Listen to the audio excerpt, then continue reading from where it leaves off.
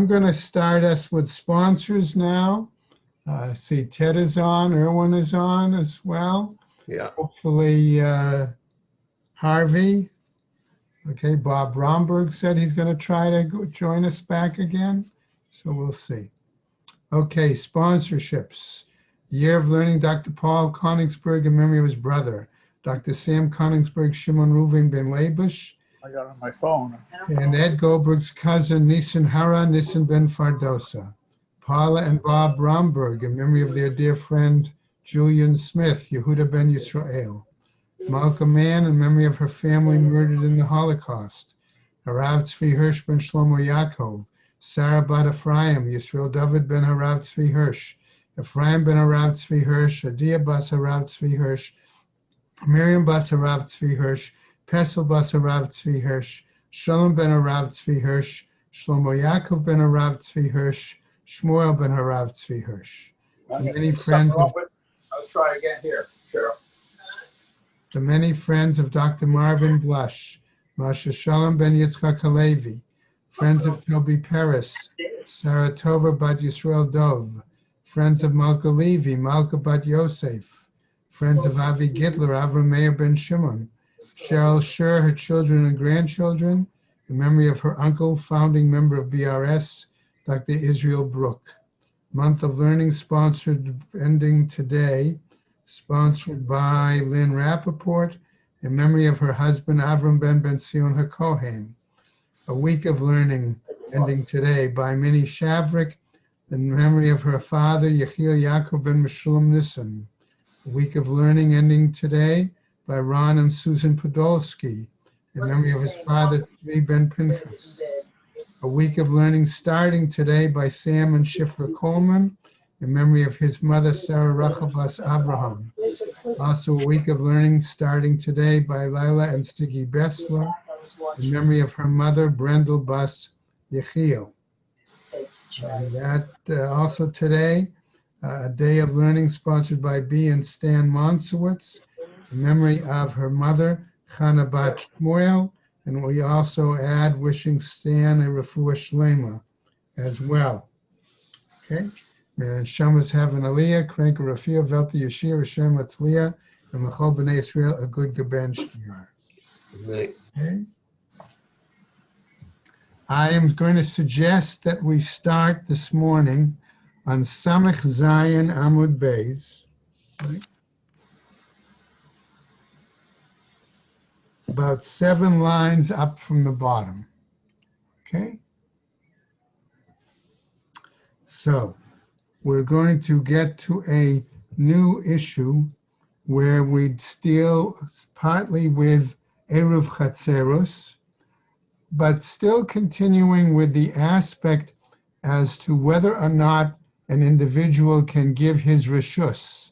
In other words, can he be mevatel his status if he were to have forgotten to be part of the Eruv, and thus no longer limit or prohibit other Jews in his courtyard from carrying out into that chatzer, into that courtyard. Okay? And we're going to get now a number of situations, a number of incidents that focus on this situation. Okay? So starting, as I said there, about 7 lines. Hahu Yanuka, there was a certain infant, okay? So this is for the circumcision of the infant, for which they needed warm water by which they would bathe the child, okay? The ishtapich chamaima, that the warm water spilled, the hot water spilled out, okay? And the bris was going to take place on that Shabbat. Amar laho, Rabba says to them, okay, everybody with me with the place? No, I was just asking, it's Ted. Where are we? Okay, we're about 7 lines up on Samach Zayin Amud Beis. 7 lines. Oh. Okay. By the 2 dots. All right. So Rabbah says to them, Naitule chamime migo betai. He tells them to bring hot water for the child from my house. Amar le Abaye, Abaye challenges him. Vaha lo arvinan. But here, didn't we say they did not join in the Eruv? Amar le. So Rabbah answers, Nismoch ashituf. Let us rely on the shituf mabuot. Okay? Right, so there, they don't have to necessarily have given food in to be part of the Eruv for the shituf. Amar le Abai, halo shatif shtafinan. But here they says we did not merge into a shituf mabui either. So now Rava understands, and he's going to give a different suggestion. Nimrule. So he said, tells them, okay, say l'nimrule l'nochri laitele. Go tell a Gentile to bring the water. Amar Abaye, and Abaye says, Bai la'otave. Okay, he challenges him and says to him, I wanted to ask the master a question. Velo shavkan Rav Yosef, and Rav Yosef didn't permit me. The Amar Rav Yosef Amar Rav Kahana, for Rav Yosef said in the name of Rav Kahana, Ki havinen be Rav Yehuda, when we were at a time in the yeshiva of Rav Yehuda, okay, he told us the following. Haba Amarlan, he told us, B'daoraita, when it comes to a Torah mandated issue, okay, Modvinan tiyuvta, V'hadar avdinin ma'aseh. Okay, first, he says there, we might raise some sort of objections or challenges, and afterwards we would do the deed, okay? We would then carry out what was necessary. Okay? But the Rabbanan, when, however, it's a item that is the Rabbanan, a rabbinical item, avdin and maaseh, v'hadar modvinan tiyuvta. First we do the deed, and then afterwards we raise questions, objections, considerations. Labatar hachi, after that, Amar le, he said to me, Mai ba'it la'otvei lamar. What was it that you wanted to question the master Rabbah about? Okay, so Abaye continues, Amar le, and Abaye says to him, Haza'ah shavut. The example of haza'ah, of sprinkling water for the red heifer, is an act of shvut, a rabbinic prohibition on Shabbat. Va'amira lenachri, and likewise telling a Gentile to do an act for a Jew, shvut, is also considered a rabbinic prohibition. Now we go over to our page for today, Samachet Amud Aleph, right? Ma haza'ah shvut ve'ena dochet haShabbat, the same way that the sprinkling the water is a rabbinic prohibition, but nevertheless, it does not override the Sabbath, even though it's a mitzvah. Af amira lenachri shvut. So likewise, telling the Gentile to do an act prohibited for the Jew on Shabbat, okay? Ve'ena dochet Shabbat, and it doesn't override Shabbos, even though it may be associated with the mitzvah. In this case, the water for the well-being of the child for the circumcision. Amarle, okay, so Rav Yosef, we're going to say, responded, V'lo shane lach bein shvut de'it bein ma'aseh, v'shvut de'lit bein ma'aseh. There's no difference to you regarding a prohibition, rabbinic prohibition, where there is, okay, a deed, okay? In other words, you don't make a differentiation between a biblical prohibited act for the Jew and a rabbinic one for the non-Jew. In this case, right? Dahamar, lo amar lenachri zil achim. For here clearly the master did not say to the Gentile, go and heat up the water. Okay, in other words, he simply told him to bring the water.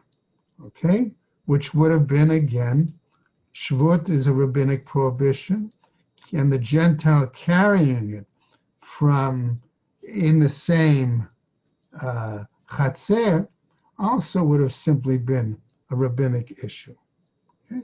And therefore it would not have been prohibited. Now, on this particular example, okay, there is further discussion. Amarle Rabba bar Rav Chanan Abaye. So Rabba bar Rav Chanan says to Abaye the following: Mevu'ah the itbe tre gavre Rav Rave kirabanan. A alleyway where there are two great esteemed rabbis like these rabbis. Lo lahave be lo eruv velo shituf. Like he's saying, is it possible that there would neither be any eruv nor be any shituf mabuot in these situations? Okay. And the Abai answers, Amarle, my navid. So he says to him, what could we do? Ma lav orche. The master, and namely Rabbah, it's not his usual custom to collect the money. It's below his status, so to speak, to do so. Ana taridna begirsai. And I, says Abai, okay, if I happen to live in the same courtyard for the now, I'm busy with my studies. Inhu lo mishgache. And they, the other people, they're not so particularly careful in regards to the shituf mabuot. The akne laho pita besala. And if I were to put a small piece of bread in my basket, okay, in other words, in a basket to establish the shituf mabuot or the eruvei chatzerot, kevan de iba'u lah minai, all right, since it's possible that they would actually request it from me, in other words, that portion of the eruv from me, v'lo efshar litva nahalayhu batel shituf. And it's not possible for me to give it to them. The shituf mabuot would become null and void, right? Why? Tanya, because we have a braita that teaches, echad mi b'nei mabui shebikesh yayin v'shemen v'lo natnulo. If one of the members of the mabui request the wine or the oil that's part of the shituf, okay, and you don't give it to him, batel hashituf, then the shituf is nullified. Okay, so in other words, this was the question, right? So the Gemara now picks up and says the following, okay? V'nakne laho mar revi'ata dechala bechavita. So let the master then, I want to say purchase, okay? But here we're talking really transfer the ownership, okay, of a revi'is of vinegar that's in a container, okay, in a barrel or something. Tanya. And we have a braita, however, that teaches as follows, okay, ein mishtadfin ba'otza, that says, according to this braita, that we cannot use an item that has been stored away, okay? Vaha Tanya.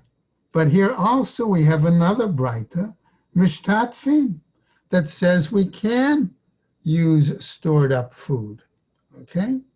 So what happens? Amar Rav Oshaya, all right? Says Rav Oshaya lo kasha. There's really not a problem here, he says. Why? No contradiction. Ha Beit Shammai. One is the view of Beit Shammai, okay, that prohibits, okay, All right, that in other words, it would mean invalidating the shituf if you can't give it. Ha Beit Hillel. Here the other is the view of Beit Hillel. Right, it's not. Okay, as it says in another Mishnah, ha mate bebayit. If there's a corpse in the house, v'lo ptachim harbe, and that house has a number of doorways, a number of openings, kulan tme'in, they all become considered tameh, because we don't know which doorway by which they will remove the corpse. Okay, niftach echad mehen. If one doorway, however, is open, okay, and that seems the most viable to bring out the corpse, hu tameh v'kulan tahorim. That doorway is, because of its potential through which to carry the corpse, we're going to consider that doorway tameh, and the others would be considered tahor. Okay? Then what happens? It says the text, chishev lahotzio be'echad mehen. If it was their intent, or they had decided to remove the corpse through one of them, o bechalon sheyesh bo arba'a al arba'a, or through a window that has an opening of at least 4 by 4 tfachim, matzil al kol haptachin kulam. Okay, this saves all of the other doorways from becoming tameh. Beit Shammai omrim, v'hu shechishev ad shelo yamut tameh. But according to Beit Shammai, that's only so long as they had decided in advance to the death which corpse they would move the body through. Beit Hillel omrim. However, Beit Hillel says, af mishayamut hamet, even if it's decided to use the doorway after the individual passed away. In other words, it's a retroactive decision, okay, which Beit Hillel says is still appropriate and still valid. Okay, and so that is our example here too.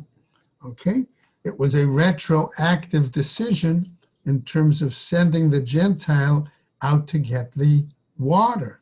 Okay, it was after the fact, but it was still valid.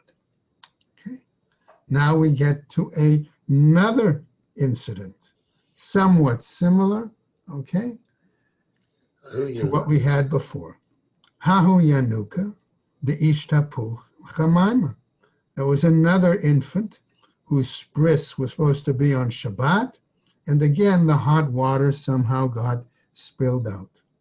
Amar laho Rava. So now we're dealing with the Rava's example.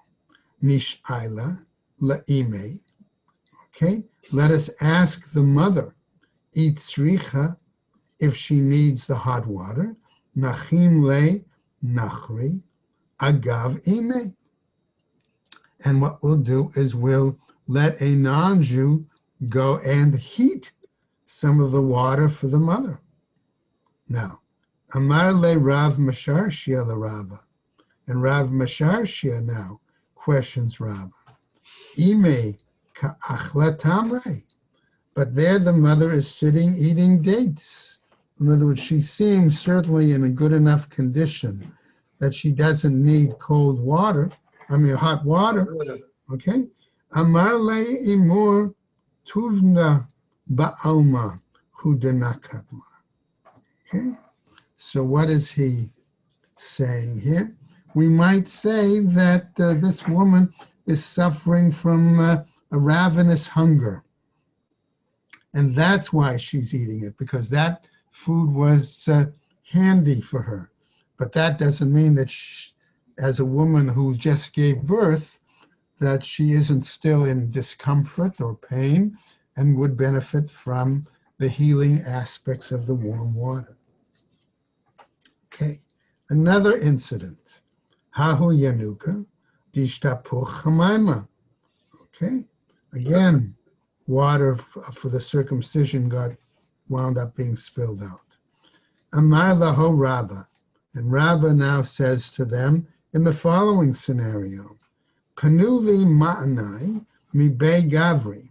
Remove my garments from the, let's call it the men's side of the house, the men's section.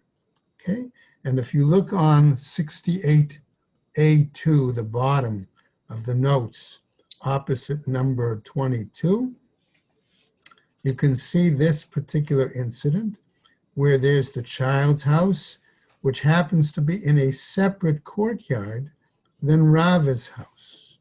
And Rava's house has the women's quarters and men's quarters.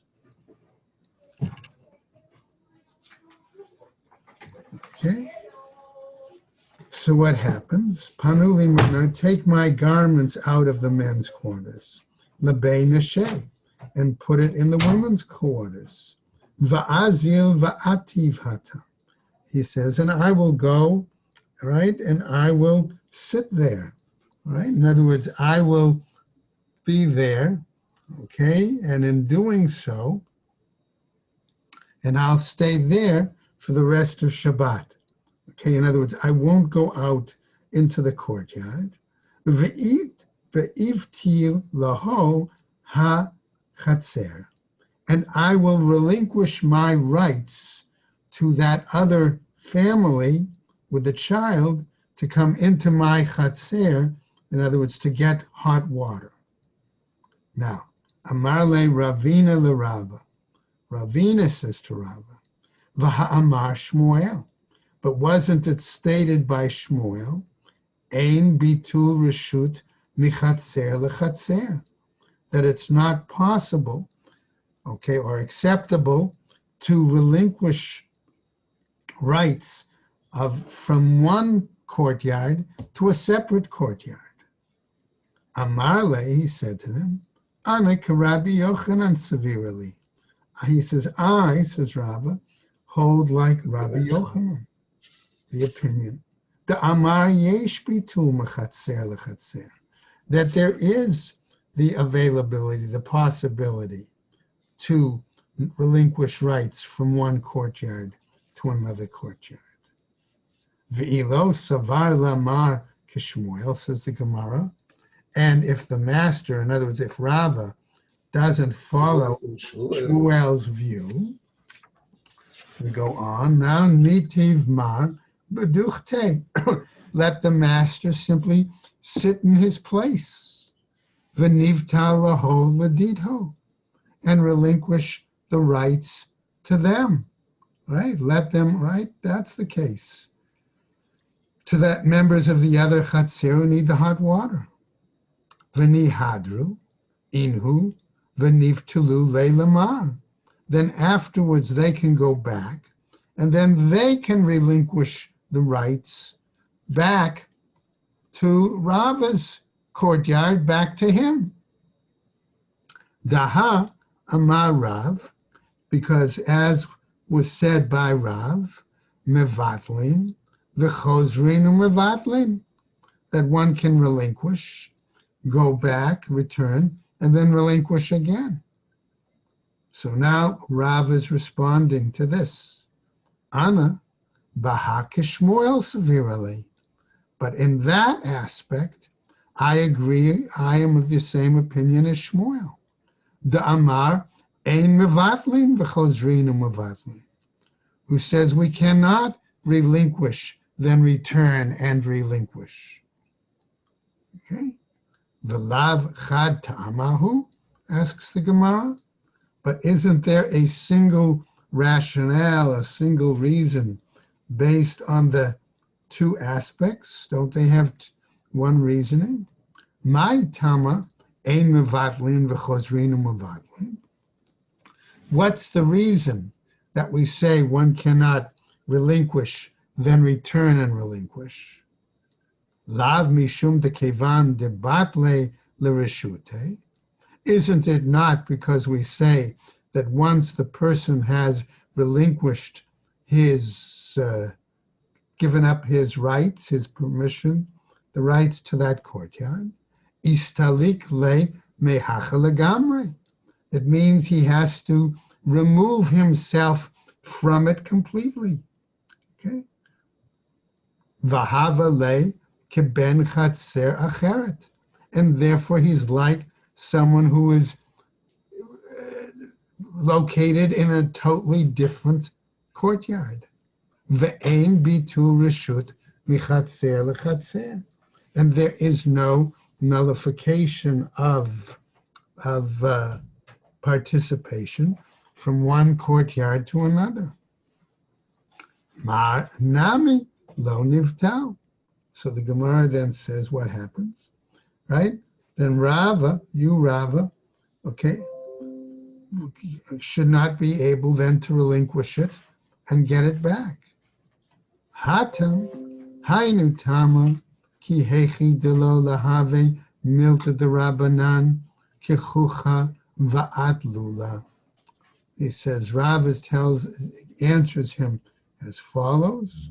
There, the reason that Shmuel declared what he did was not due, per se, to the whole question of totally removing oneself, but rather a different explanation, namely there that he did not want people to see or believe that the decisions of the rabbis was something that could be laughed at or mocked. That's the point. Now, we're going to come back to this issue. Sorry. As the text focuses on it. Gufa. Let's look at this text cited previously in more detail. Rav Amar, says Rav, mevatlin v'chozrin u'mevatlin. That according to Rav, one can relinquish, return, and relinquish. Shmuel Amar ein mevatlin v'chozrin u'mevatlin. And Shmuel says we cannot relinquish, return, and relinquish. Lema, Rav u'Shmuel, v'plugta de Rabbanan v'Rabbi Eliezer kamiflagei. Shall we therefore say that Rav and Shmuel were involved in the very same argument that the rabbis and Rabbi Eliezer were arguing about? Okay, is this the same argument? Okay. Okay, and that goes back to a much earlier daf. Okay, you can see the note if you want on 68b1, note number 5. Okay,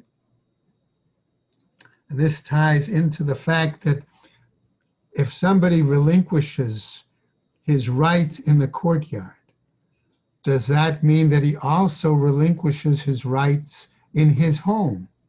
If you say that the argument to relinquish rights in a courtyard means he has to totally remove himself, then you're arguing that relinquishing of rights in a courtyard is equivalent to relinquishing rights to one's home. Okay?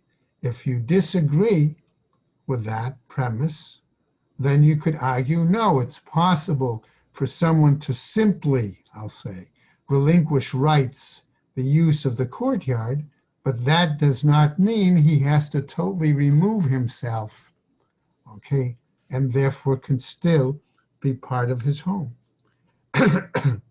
So let's go on now. The Rav de Amar Karabanan, because it would appear that Rav holds like the rabbis, Shmuel de Amar Rabbi Eliezer, and Shmuel is saying like Rabbi Eliezer.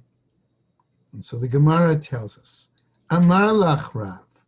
Rav, however, could therefore say to you, Ana de Amrinan afilu Rabbi Eliezer adkan.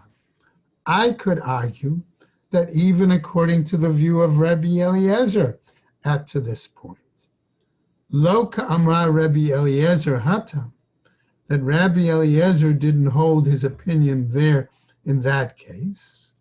Hemavatel reshut chatzero, reshut bato bitel, where he argues that one who nullifies or relinquishes his rights to the courtyard also relinquishes his right to the house. Mishum de babayit below chatzer, because there could be a situation where you have a person who has a home without a courtyard. Lo daire inshe. Okay? That there you don't have other people living there. Aval le'inyan istaluke. But in regards to total removal of himself, mi amar, did Rabbi Eliezer really hold that way? Ushmuel amar. And Shmuel could argue, Ana da amre afilu karabanan. I might say that I could argue it similar to the position of the rabbis. Adkan, lo ka'amre rabbanan hatam. Up to that point, the rabbis did not say it there, in that case. Elamai de batil, but rather what he relinquished. Batil, he relinquished. Udelo batil, and what he didn't relinquish. Lo batil, that he didn't relinquish.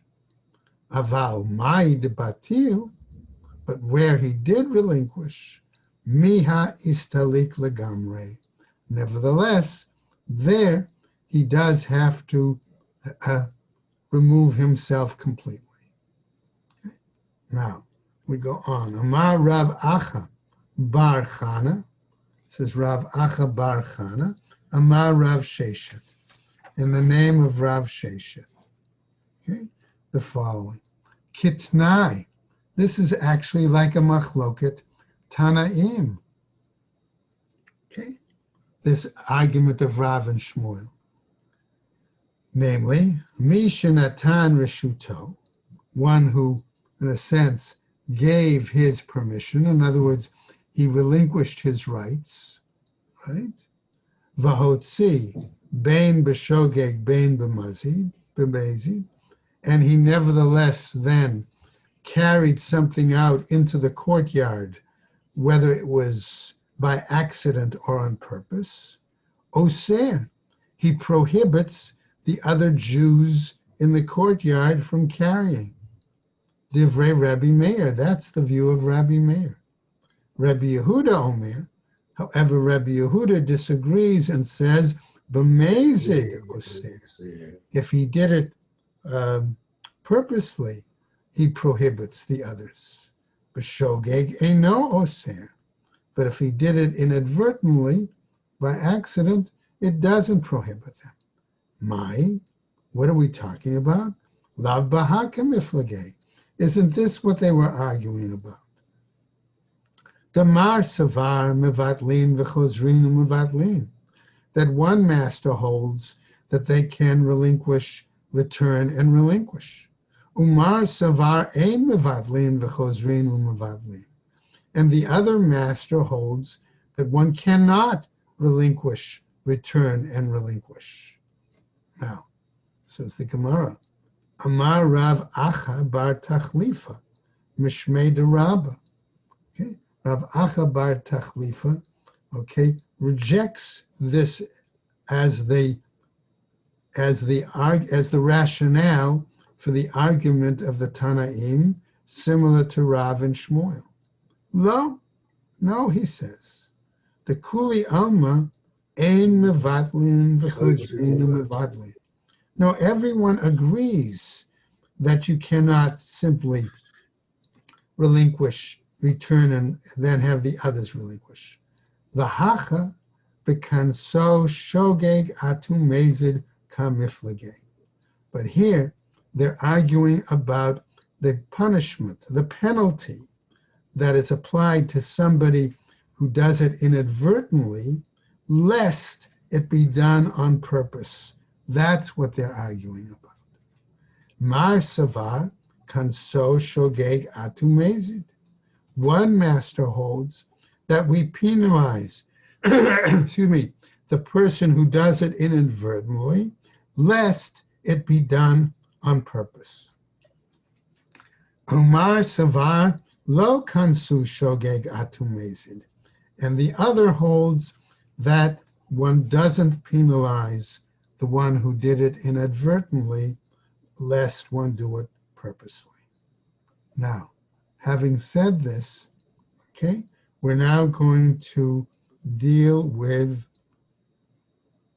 another case. Rav Ashi Amar, says Rav Ashi, Rav Ushmuel, beplugta de Rabbi Eliezer v'Rabbanan kamiflage. According to Rav Ashi, it wasn't the machloket of Tanaim, but it was that Rav and Shmuel, however, did argue similar to the argument of the rabbis and Rabbi Eliezer on the issue of relinquishing rights to the courtyard. Did it also imply relinquishing rights to the house? Okay. All right. Now, our new topic is going to come back to our Mishnah and raise the issue as follows. It's clear that if a Gentile is in the courtyard, okay, that is going to have an impact on the Eruv Chatzeros, because the Jew or a Jew needs to, let's say, rent or somehow make an arrangement with that Gentile for concern lest the Gentile go away, particularly, and come back on Shabbat, right? Or lest he carry out items on Shabbat. So now we're going to move one step, I'll say, more towards a problem, and that is, let's say it's not clearly a Gentile. Let's say it's someone else who may not accept the rabbinic concept of Eruv Chatzeros. Who might that be? Well, that could be either a Kuti, a Samaritan, or it could be even a Tzeduki. But the problem here is, remember, they are still Jews, okay? Or for a time, the Samaritans were considered like Jews, and only later no longer like Jews. So let's go on at this piece, okay? So, come back to our Mishnah.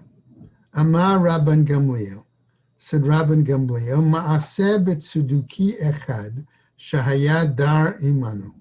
There was an incident, he says, Rabban Gamliel, where there was a Tzeduki who lived in the same, let's say, the same chatzer, okay, as his family. Okay, and what about the Tzeduki relinquishing his rights to the chatzer for Shabbat? Tzeduki, man dechar shmei, says the Gemara. Who mentioned the Tzeduki in the Mishnah? So the Gemara comes back and tells us, something was missing, and this is how we have to teach it. Tzeduki, harehu kinachri, that a Tzeduki, because he may not accept the rabbinic concept of Eruv Chatzeros, right? He's like a guy. May be considered like a Gentile. For Rabban Gamliel Omer, and Rabban Gamliel says, Tzeduki eino kinachri. But Rabban Gamliel says a Tzeduki is not like a Gentile. Va'amar Rabban Gamliel, says the rest of this reworded Mishnah, Ma'aseh b'tzeduki echad shahaya dar imanu b'mabui b'Yerushalayim. There was a situation with the Tzeduki who lived with us in this, the same alleyway in Jerusalem. V'amar lanu, Abba, and our father told us the follows. Maharu v'hotziu et hakelim l'mabui ad shelo yotzi v'yasar aleichem. In other words, the implication is that Tzeduki perhaps had forgotten or did not participate in the Shituf Mebu'ot, or the Erev Chatzerot, okay, and were he to have taken any of his goods out into the Chatzer, as a Jew, nevertheless, he would be Oser other Jews that lived off that Chatzer from using the Chatzer.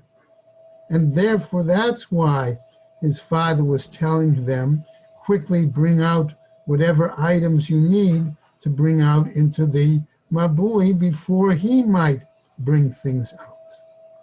Vahatanya, but isn't it taught in the Braita? Hadar im nochri, tzeduki ubaitusi, one who lives with a Gentile, or tzeduki, or a baitusi. The Baithusians were a group similar, remember, to the tzedukim that didn't accept rabbinic law. Hare elu osrin alav, that according to this Braita, they can prohibit others. Rabban Gamliel Omer, Tzduki ubaitusi einan osrin. But Rabban Gamliel says the Tzduki and the baitusi do not forbade others. Uma'aseh b'tzduki echad shehaya dar im Rabban Gamliel b'mabui b'Yerushalayim. And then tells us that there was this incident with a Tzduki, okay, that did live with the same Chatzer as Rabban Gamliel, or off the same alleyway in Jerusalem. V'amar, right? And he said to them, Rabban Gamliel lebanav, to his sons, Bani, my sons, maharu v'hotziu ma she'atem motz'in, v'hechnisu ma she'atem machnisim. Hurry and bring out what you have to bring out into the courtyard, or into the alleyway. Bring in what you have to bring in from the alleyway. Ad shelo yotzi hato'ev hazeh v'ye'asar aleichem. Until the point that loathsome person might then carry something out and put it into the mabui, and therefore prohibit you from doing so. Shaharei bitel v'shuto lachem divrei Rabbi Meir, because he had relinquished his rights to you according to the words of Rabbi Meir. Rabbi Yehuda says, B'lashon acheret, he phrased it in slightly different language. Maharu v'asu tzorcheichem b'mabui. Hurry and do whatever your needs are in that alleyway. Ad shelo techshach, until it doesn't get dark. In other words, do it Friday afternoon before even the start of Shabbat. V'ye'asar aleichem, because then it might be prohibited to you, because we don't know if the Tzduki is going to maintain on Shabbat his commitment of relinquishing the rights and not carry, or whether because he doesn't hold by rabbinic law that he might carry out there.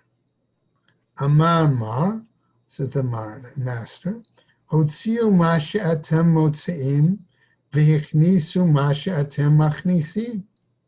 The master said, take out what you need to take out, bring in what you need to bring in, ad shelo yotzi hato'ev hazeh v'yasar aleichem, until this loathsome person, we said, does bring something out and prohibits you. Lamemra, this comes to tell us, the chimafke inhu, okay, that tells us that when Rabbi Gamliel's sons carry something into the mabui, v'hadar mafik ihu, okay, and the Sadducee, he himself would be then carrying something out. Lo asar, does this mean that it would not prohibit them? Vahatnan, we'll go over just a little bit, okay? V'hatnan, but isn't it taught on top of Samach Tet Amud Aleph? Mi shenatan reshuto v'hotzi bein b'shogeg bein b'meizid oser divrei Rabbi Meir.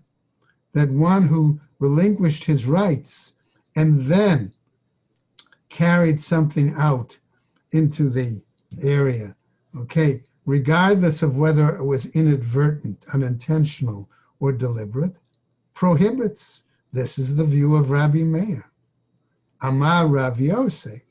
And Rav Yosef says, Ema, I would say as follows, okay, Eino Oser, that he doesn't restrict. Okay, so this then would agree with the brightest version of Rabbi Meir. Abaye Amar, so Abaye says, Lo Kasha. There is no real problem here between our Mishnah and the Braita. Kan shehachichziku b'nei maboy b'maboy. Here in one case, we say that the people, I'll say hechaziku, so to speak, took possession, okay? That they, okay, began moving their stuff or whatever they needed into the courtyard. Kan shalo hechaziku b'nei maboy b'maboy. Okay, in another case, it was when they did not, okay, utilize, say, the opportunity of the relinquished rights to move the things into the courtyard. But the Gemara then raises the question, okay, Vahatanya, but isn't it taught in the Braita? Ad shalo natan reshuto, if it was up to the point that he did not give, okay, if he carried it out before he gave up his rights, bein b'shogeg bein b'mezid, regardless if it was inadvertent or on purpose, yachol levatel divrei Rabbi Meir. It's still possible for him to relinquish the rights, according to Rabbi Meir. Rabbi Yehuda Omer, b'shogeg yachol levatel. If he did it inadvertently, he's able to nullify, to relinquish. But mezid eino yachol levatel. But if he did it purposely, he's not able to relinquish his rights. Okay? So at this point, okay, the Gemara is going to go on, okay, and clarify this statement, okay? Further, what happens if the person relinquished the rights and then went ahead and carried something out, right? So this is where we're going to stop here for today. Okay, so you anticipate the fact that if the person relinquished the rights, carried out, what is Rabbi Meir going to say? Is he going to say that it is Oser, or is he going to say that it's not Oser? Right? And is Rabban Gamliel going to have a different view of the situation? Okay, and that's for Shabbos. I wish everybody a good Shabbos. Shabbos. All right, and stay well. Take care. Good Shabbos, good Shabbos. Good Shabbos, thank you.